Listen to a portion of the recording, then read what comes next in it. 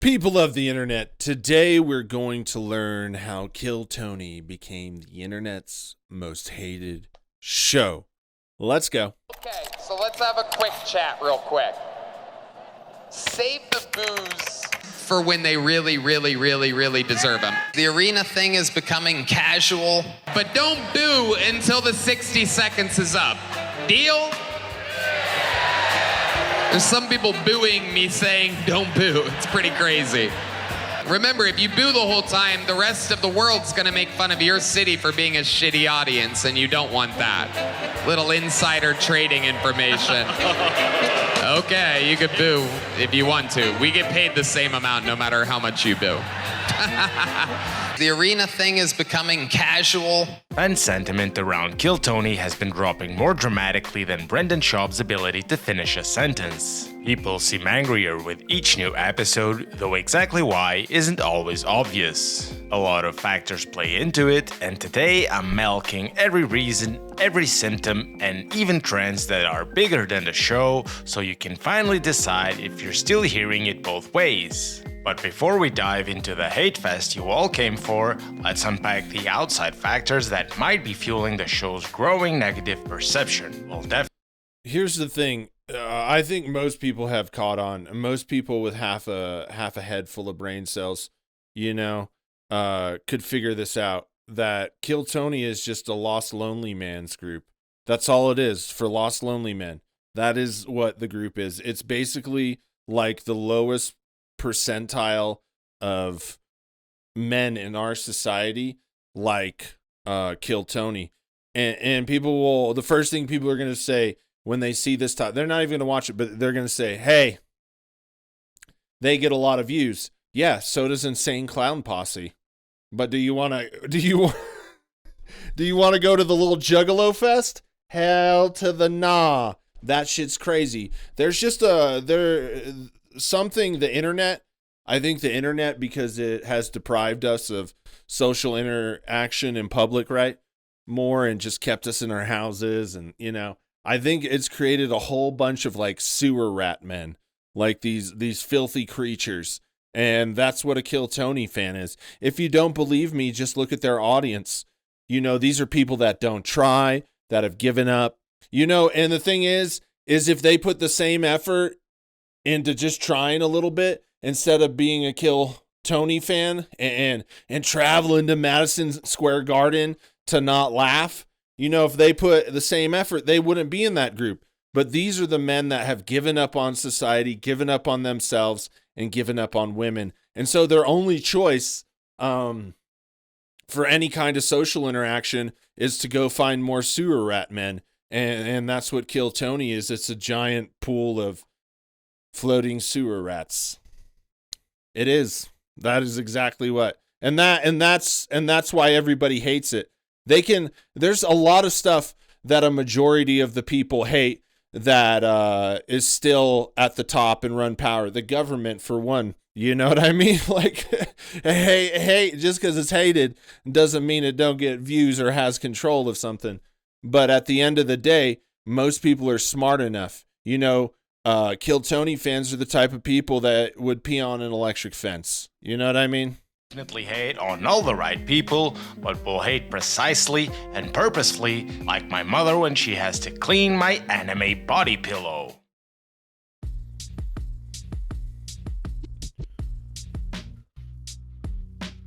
When we watch movies or TV shows, we accept they're temporary. There's always an ending lurking right around the corner. However, that's not the case with... I'm going to say something that people won't like. Harlan Williams is not funny. And these other channels called him a good comedian.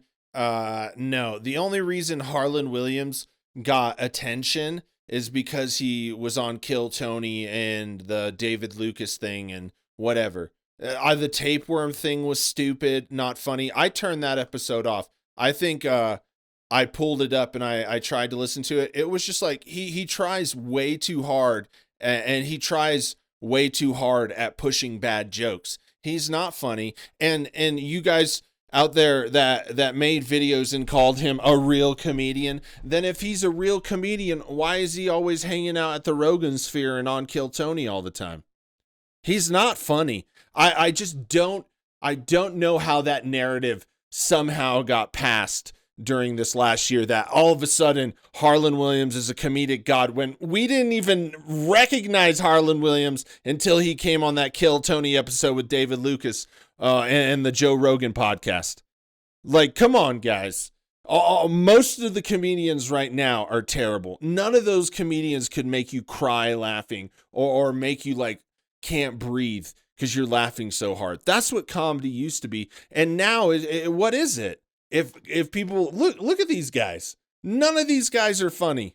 Look, I'm gonna be honest, even if you don't like it, but if you think Harlan Williams is a real comedian, that's how these titles, Kill Tony shut down by Harlan Williams, real comedian. If you think he's a really real comedian, go buy a physical copy of his special right now. Send him $100. I bet you won't. Watch his special. Dude's not funny. I just here's the thing. Just because you don't like Tony Hinchcliffe doesn't mean you just make bad comedians funny because they insulted him. If you want to be fair, you got to be fair. They're all bad. I'm not, like, the Rogan sphere has a problem with bad comedy, but most of comedy is right now. And a lot of that is because the Rogan sphere set the bar so low, and because, Rogan and Kill Tony and all these shows have mainstream appeal, and they call themselves good comedians, right? Now the bar for comedian is so low that people don't even remember. And I just... the Harlan Williams thing, I was like, what? You're calling this guy a real comedian? Ruh-roh. Come on. Serialized online content. With low production costs and no suits pulling the strings, these shows... that show's trash. All these shows are just boring. They're just extensions of their little basement nerd cave. You know what I mean? This is all it is. I mean, look, they have the couches, everything. The thing is you just see the internet, right? You see it in podcasts, you see it in YouTube. One person does something successful, and then everyone goes and copies that.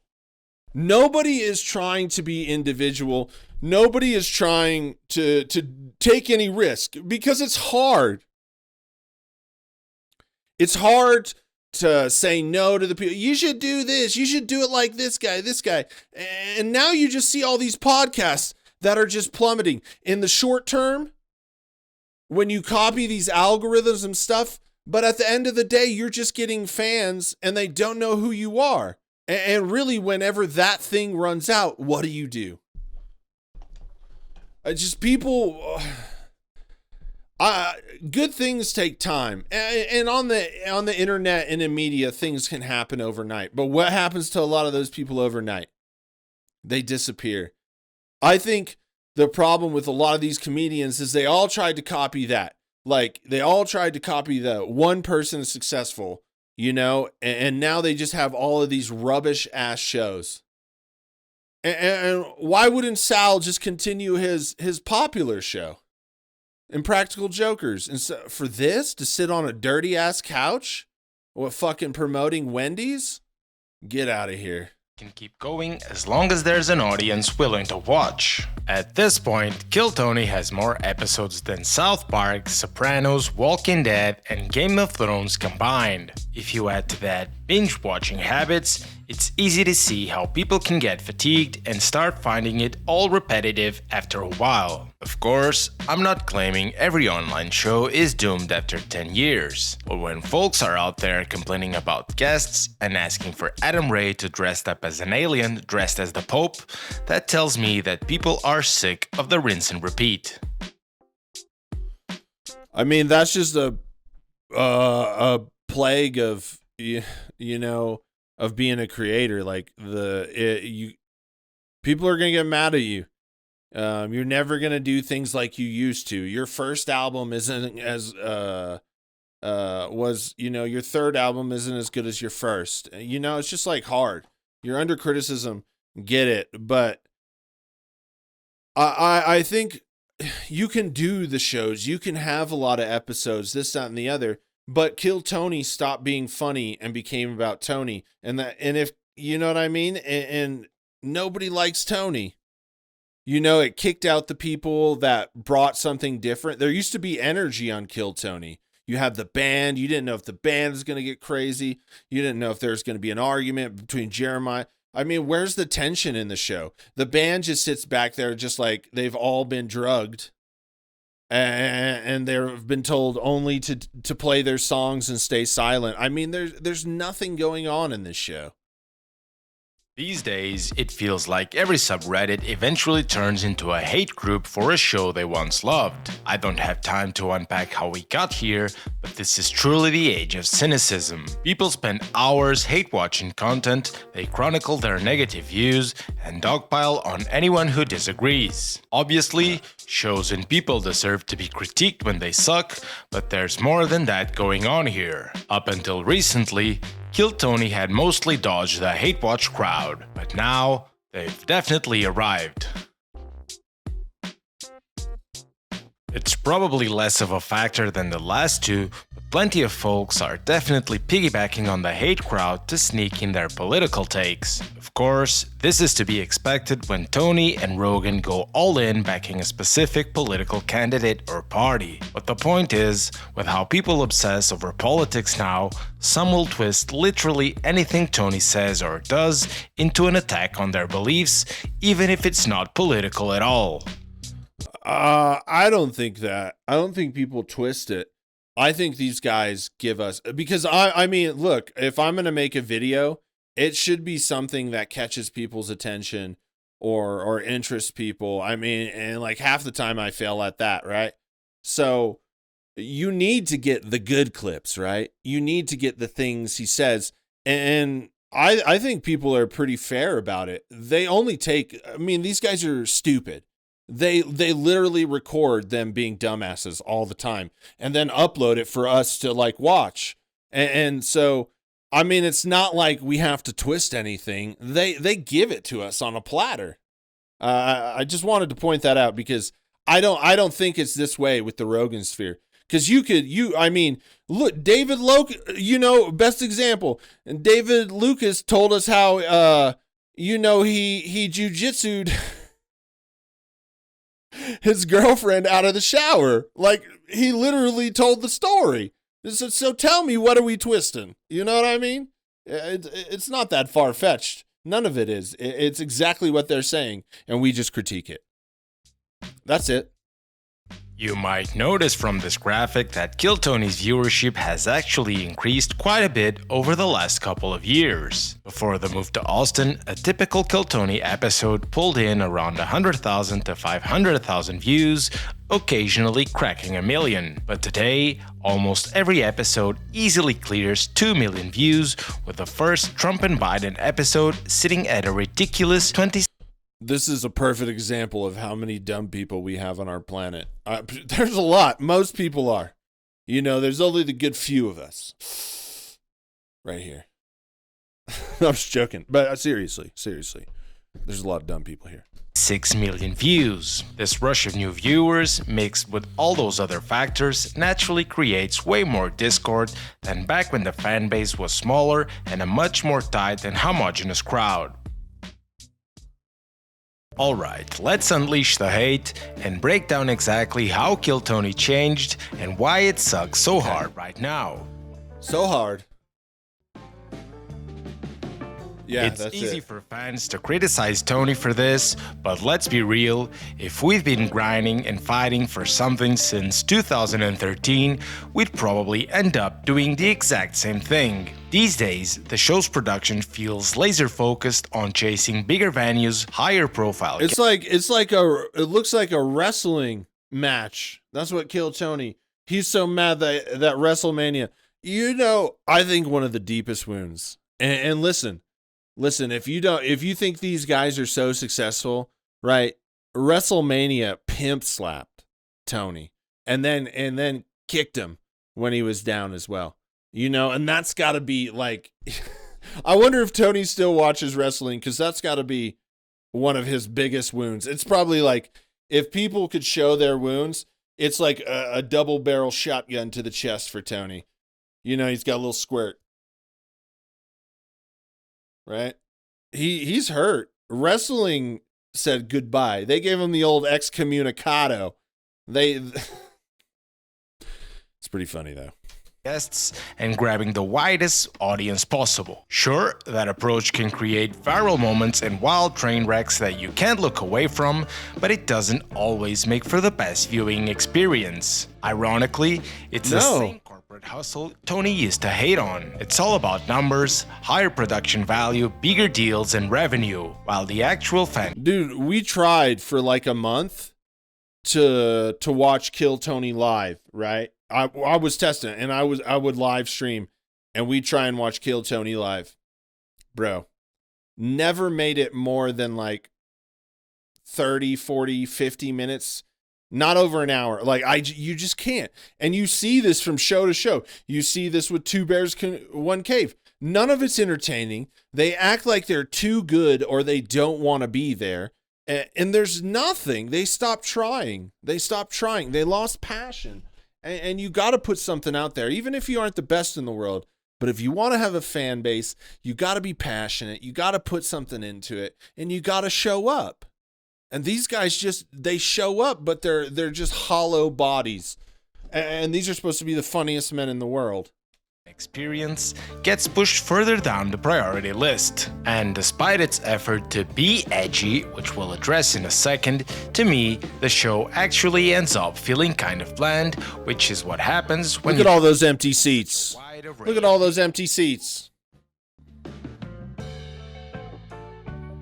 I could have thrown this into the previous section, but it really deserves its own spotlight. These days, to me, the show just feels too shiny, too glossy, too perfect, too smooth and polished. You get the point, right? And I personally feel like overproduction washes away some of the comedy. Sure, the guests get drinks hand-delivered by babes in a bikini, and here's the lovely Heidi, and the band's always on tempo, but is any of that funny? Before the move to Austin, the vibe was much more loosey-goosey, and when mistakes happen, we just laughed them off.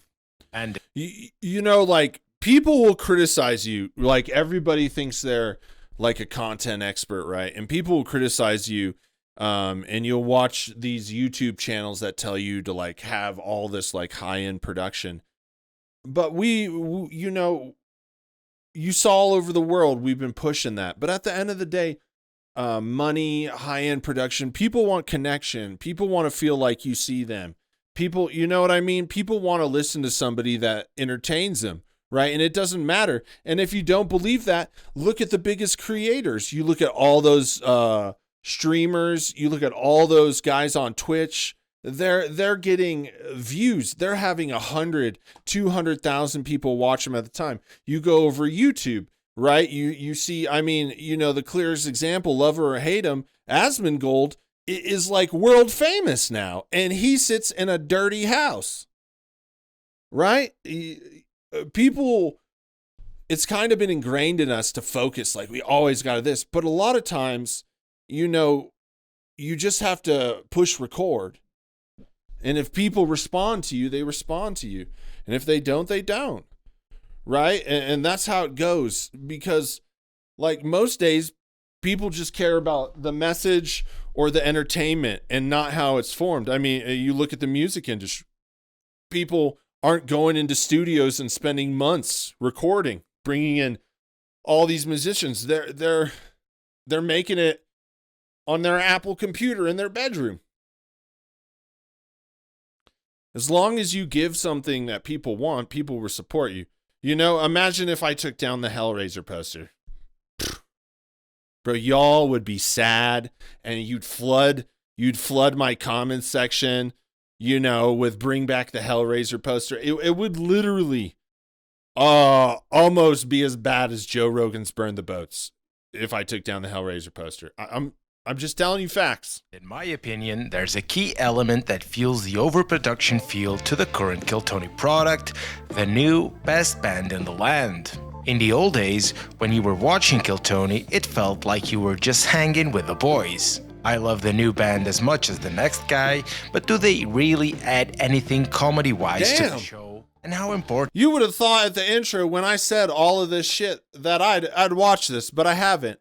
I'm telling you, this is just proof that people are aligning on this. I said this. I haven't watched this. I think my theory is if I watch it before I record, it takes the element of surprise out. And I like to just blurt things out. I really don't care if people don't like it or not. I just want to blurt things out. All right. But more times than not, like I'm saying my opinion or things in the beginning, and then they come back at the end to cap it all off. And they're saying, and that means I'm not crazy. You're not crazy. These other comedy channels aren't crazy. Like people feel the same thing. They've told us we're liars, we're unsuccessful. But I mean, I've never seen this channel before, and he has the same opinion I do. And they should listen at some point because these things matter. Who cares if you have fucking bandstands for a fucking band? I mean, the band is literally not important at all. It's just filler for in between the next thing. I'm just saying you need to go back to the roots. Take all that shit down. Gosh.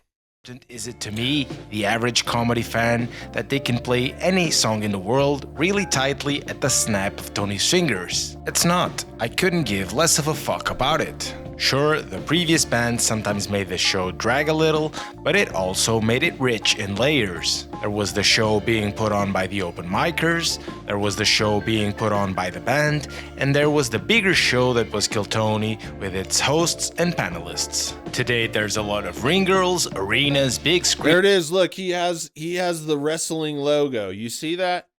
Damn, I wonder if he had to sell all that shit. I had to sell that light setup and all of that after the WW gave him the old, get the fuck out. We don't want you. You can't even sell tickets, Tony. Decibel meters, replays, and meanwhile, Redband can't even get a fart joke in. While these lend an impressive scale to the show, they don't really lend much in the way of comedy. And even the regular... Here's my theory. Redband helped create Joe Rogan, and Redband helped create Kill Tony. Redband doesn't get enough credit, right? For that part. I don't know anything about his comedy. I really don't know too much about him, but I know he helped do that, right? Now, you always wonder, why does Redband sit there and just take this shit? And here's the theory. He may not be the face, right? And I bet he's got a nice chunk of Joe Rogan for on his way out, because, I mean, him and Joe Rogan created that together equally, right? And in fact, you could make an argument that Joe Rogan was just an idiot that would talk, and Redband figured out all the other stuff, the microphones, how to show. He did all the research and told Jogan what to do to improve. And here's my theory, finally. I think he has a good percentage of the Joe Rogan experience, and I think he has a good percentage of the Kill Tony show. And the reason he sits there is he's just like, hey, I'm going to ride this out.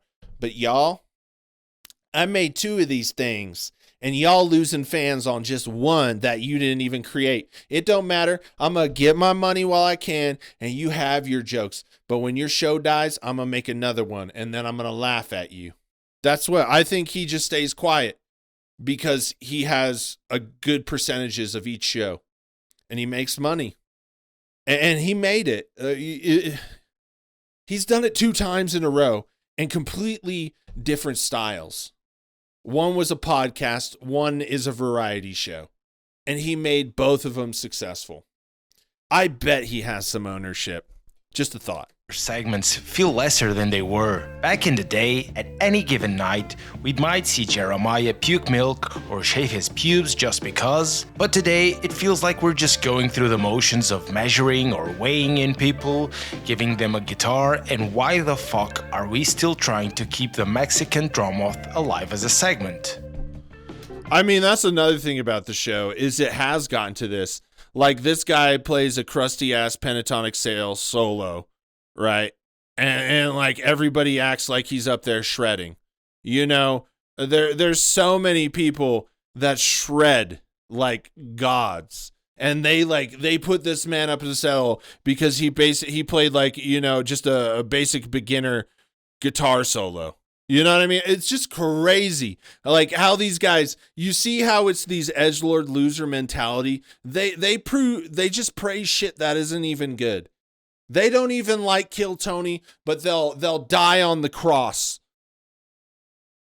to save Kill Tony and to rebuke anybody that speaks bad about it. You see how crazy it is? They're just content to put mediocrity on a pedestal. One of the main gripes the current audience usually complains about is regarding the quality of the bucket pools. And again, it all ties into the move to Austin and their massive bump in viewership. When the show was being produced in the Comedy Store, we'd get a rotating crowd of people coming in from all over the world who wanted to try stand-up comedy or were just generally trying to get into show business. That meant that, for the most part, bucket pools were functioning human beings who were actually ironing the necessary skills to be in entertainment. We also had the road shows where we'd get to see people from smaller cities who were just starting or wanted to get on because they were fans of the show. They didn't have to be drug addicts or homeless or ex-convicts. It was the crew's job to make it funny. Even the characters in the Freaks were better in LA. Nobody in Austin seems as memorable as Ichabod to me. But now people flock to Austin not for the love of stand-up, the dream of work. Yeah, you have to realize we're in an era where people are tired of the celebrity, tired of, you know, having to meet the ideal image set forth by us by corporations and those in power, right? There's more everyday people than there are those people. And we've gone through all this, and a lot of those people have let us down. We want to be able to relate to people. We want to, like, the appeal for Kill Tony for a lot of people, I think it died when Jeremiah left. That's my opinion. But the appeal was, hey, he's got a 9 Inch Nails shirt on. I'm going to give cred to Redband. I mean, 9 Inch Nails, one of the greatest bands ever. Greatest bands ever. Just saying. Anyways, people want to feel like they could be on that stage. Or that's them up there, right? They, you know, a lot of people watch this show and they see themselves in those people because they know they would be terrible at comedy. And it's funny to see, like, you're basically watching yourself because you know if you were in that position and you're not pursuing comedy or you don't want to be a comedian, that you're going to eat shit like that. Or if you are a comedian and you want to try out that, oh, that's probably what I'm going to go through. And then now it's just glossy. And they have the same boring ass. The Rogan sphere has pushed away so many people that they have the same boring ass. It's like Bert, then it's Tom, then it's Harlan Williams, then it's Adam Ray. And it's just like, invite some you know, if I was Tony, I would invite fans to be panelists. Who cares? The chaos is the show is what people like. Let it go crazy. Let it go wild. At least it would be something different. Nobody gives a shit about Adam Ray. Nobody gives a shit about Tom Segura or Bert Kreischer. That we've seen how that plays out. If you want to save your show, take it back to people. And if you don't, you're gonna see whatever this is come to an end because you have to, at this rate, Kill Tony has to keep getting more fans because he's putting out such a bad product that he has a huge turnover rate. So at some point it's gonna, you know, and how strong does Kill Tony stay if Joe Rogan goes down? Because those Epstein files are coming out any day now. Someone could say Joe's name. In show business, but for a quick fame-grabbing appearance and to partake in all the degenerate life around Austin. This criticism I feel can be much more unfair, but it's also common to see it floating around Reddit. But people do have a point when they complain about regulars. In today's Kill Tony ecosystem, regulars become instantly famous and have Boring. a full schedule on the road where they can make substantial money with being on the show every other Monday. Having the discipline to write for both isn't always easy, and some regulars notably slack off when it comes to their minute on the show. And yeah, here's the thing. Everybody wants to say that they're good comedians. Why do they all just keep disappearing into obscurity if they're good comedians? If they aren't on Kill Tony, they don't survive. They don't survive. A lot of the people are fanning him up and going to their shows because they're fans of Kill Tony. But we saw William Montgomery get booed off a stage the other day. We saw Hans Kim has been swept out the door. We've seen David Luke's special. Unbelievable. And it was. And none of these guys. Cam is the only one still going.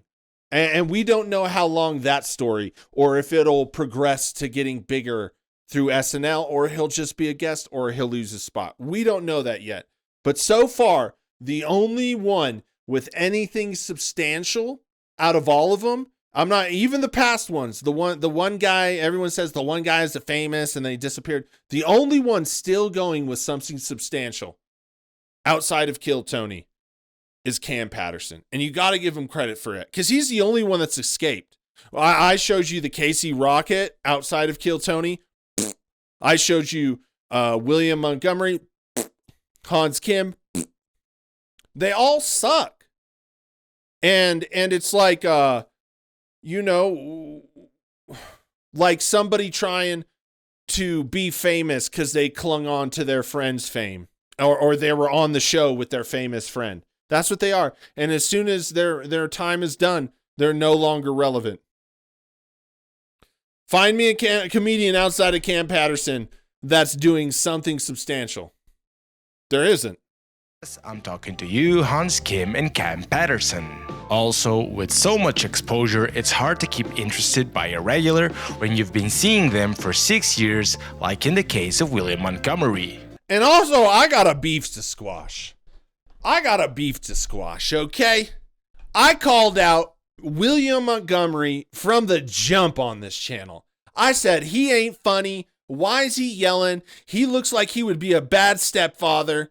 Like, what is it? I don't get it. This guy is not funny. And now y'all are creaming your pants over him getting booed off the stage, but y'all were giving me shit for saying that about William Montgomery. Not all of y'all. You knew who you are. I was right. YouTube, by the way, I get comments, do a video. YouTube took it down. I made a Patreon. I mean, videos up there all the time now. I did it so you could see the ones that get taken down. That's it. I just want to point out, I was there. Now don't y'all were calling me crazy things for saying the truth about William Montgomery. I am telling you. Call me Lady Cleo. Call my number, because I always predict it right, my friend. While there are cases where Tony might have pulled the trigger too fast and things didn't work out, like with LSH and Drew Nickens, or where regulars revealed to have less than stellar character, for the most I feel regular. Do you think David Lucas cries tears of vanilla ice cream? You know? His tears. He cries out like candy drops. Criticism can sometimes be pretty unfair. It's not funny, but it is to me, all right? Maybe because of how the show is chasing the bigger numbers and trying to justify higher production overhead, it feels like gradually the audience was calibrated to seek shocking moments rather than humor. I think you can really feel it in today's audience. The comedy minute feels like an afterthought, and there. Do you see that? Is that Martin Phillips? Dude, bro, there's absolutely nothing funny about Martin Phillips. I mean, I don't know if it is. There's nothing. I think they use that guy. I'm just going to call like I see it. And if you're going to tell me he's a good comedian, okay, sure. Go pay $75 to go see him then. Bet you won't. Only waiting for the Jerry Springer special during the interview. I can't believe that there are still people going on about how comedy should never punch I imagine a Kill Tony looks like this, but a man. down or whatever, and I think those people should be clowns. banned from every comedy All of club them. in the world. All of them I clowns. definitely feel like Kill Tony once was actually edgy in a good way, but now just Another guy. Kid Rock. You see how stupid people still have followers? Kid Rock. You see, a lot of people caught on the second wave of Kid Rock. I knew what Kid Rock was when he said a ball to bang, boogie, boogie, and whatever the fuck after that comes. I knew it. And then they're like, he has a gold toilet. Like, that's cool. I don't know, man. I listen to what's coming out of my mouth, and I'm saddened by the state of creativity and the level of quality in entertainment and just general. But I have to remind myself that I have my own taste, and everything's subjective, and people are allowed to like what they want. But at the end of the day, I'm glad I'm not a Kill Tony fan, because then I would be a little sewer rat man. tries to be. And of course, this is a two-way relationship. The audience responded to shock, and Tony leaned into it and gave them more. And now, it's just trying too hard to make stuff happen, when before I felt like we were just watching a comedy podcast where we knew sometimes something crazy could happen. Dang, do you see the size of Big J's boobs? Dude, that guy's got a bra. And of course, it also ties into the temperature of today's culture more broadly. We had years of blue-haired they-thems telling us we can't say this or that, and now we've gone too far and everyone sounds like a moron at the other end of the spectrum. Anyway, it feels more like Jerry Springer than comedy, and it feels like overproduction. Dude, Jerry Springer was funnier and did better than any of these guys, hands down. And look, you want to know something that Jerry always had until the end? Is he never lost what he was and what made that show. And hey, you listen. You go to any culture, any community, any city, any state in America and say, Jerry, Jerry. Everybody knows. And most people have only fond thoughts of the show. And that's what staying true to yourself. And it wasn't easy for him. Just telling you. But Jerry will go down, at least until like a generation or two are gone, as a legend. For the next 2 generations, for sure. And will probably be studied in history, like in some special like college course, entertainment in the modern day or some shit like that. It'll be studied. But I mean, legend regardless. And he always had the people till the end.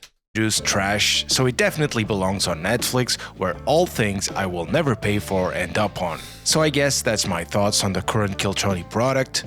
Let me know your thoughts in the comments. Was there something I missed, or was I way off the mark on any of these points? Thanks for watching, gang. Please like and subscribe to support the page. There it is, folks. Old Killy Tony. He's having a hard time. Hey, he's still got enough losers to make him very successful on YouTube. Not Netflix. I'm just going to say the only place he's successful is YouTube. And there's still a lot of men, but I think at some point they're going to get tired of being a loser. And they're going to have to, face the facts. Face the facts that this shit ain't funny and they need to move on with their lives. That's just my opinion. Let me know yours in the comments. I'm sure people have many feelings for this, and have a great day. Peace.